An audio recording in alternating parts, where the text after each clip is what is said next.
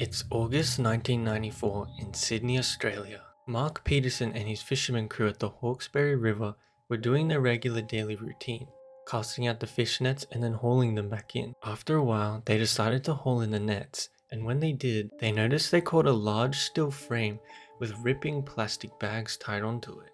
None of the crew had seen anything like it, so they all gathered around to investigate what it was. When they looked closer, they saw a bone poking out of one of the plastic bags, and they quickly realized that this was a skeleton that had been tied onto the frame, kind of like a crucifixion. As soon as they realized, Mark called the police, brought the boat back to shore, and the body was taken off for examination. They found that the body tied to the frame was a male, and it was clearly an intentional murder. The weirdest part being the width of the frame matched his wingspan exactly. So whoever did this to him made the frame a custom fit.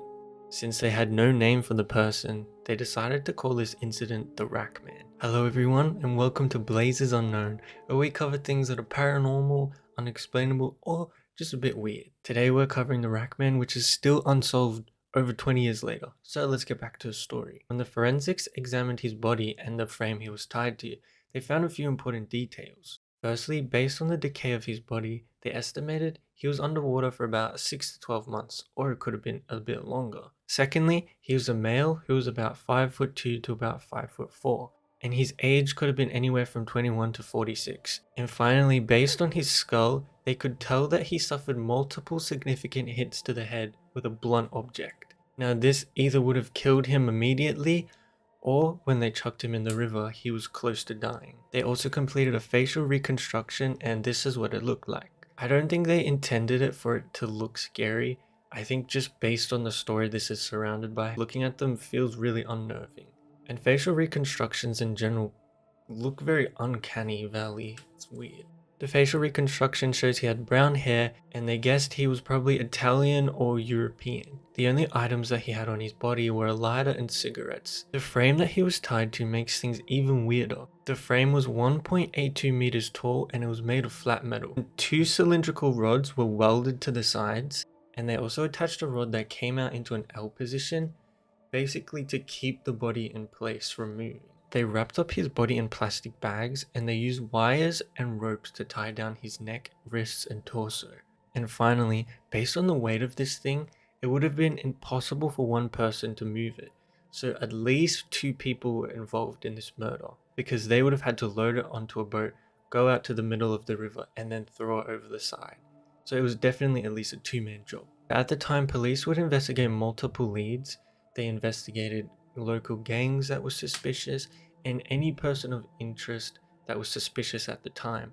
Ultimately, they couldn't get a conclusive ID on the man until 2018. So after DNA analysis, they could finally confirm that the man was Max Tankevsky.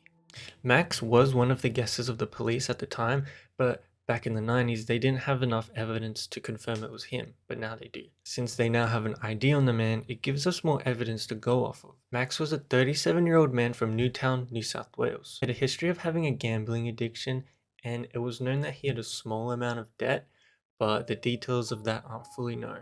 Max disappeared on January 1st, 1993, 1 year and 7 months before his body was found. On the day of his disappearance, he was going up to the Gold Coast, most likely to go gambling. On his last day, bank records showed that he withdrew $1,800 before leaving. This might look suspicious, but according to his family, $1,800 was normal for him because he was a heavy gambler.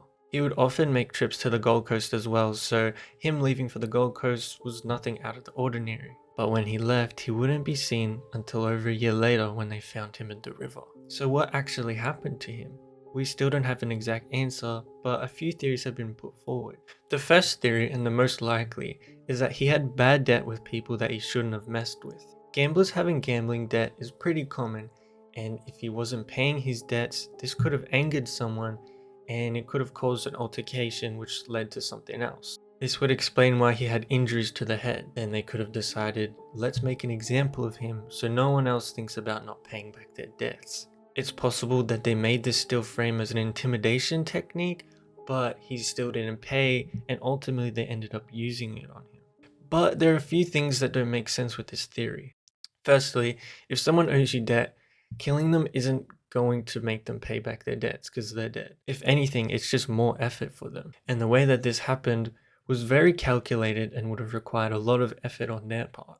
Secondly, if they were using his death as a message, why would they put him at the bottom of a river? It might have taken years for someone to find him. I think if they wanted to send a message, they would have put it in a more obvious place. This makes it seem like whoever put him in the river never wanted him to be found. Another angle is that it had nothing to do with debt, but more of a personal issue. Maybe he made enemies with a very powerful person and ultimately it didn't end well for him. It's possible he got into a fight, he ended up getting severely injured and he was about to die, so they realized they had to dispose of the body. Another theory is that it was just a completely random murder by a satanic cult. There isn't a lot to this theory. The only thing to go off is that the symbolism of the cross is kind of religious, and there were a lot of satanic cults around in Sydney at the time. But I feel like you could find a cult anywhere if you looked hard enough. So this theory is basically just, yeah, it looked like a cross, so it has something to do with religion. So I don't think this theory stands any ground. Realistically, I think he just made enemies with someone, and sadly, it just didn't end well for him. Rest in peace to Max. The way that this happened is just so messed up. But that's about everything involving the rackman. We don't have a definitive answer of what happened, and I don't think we ever will. But yeah, that's about it for this video. If you liked it, maybe subscribe, and thank you for watching. See y'all.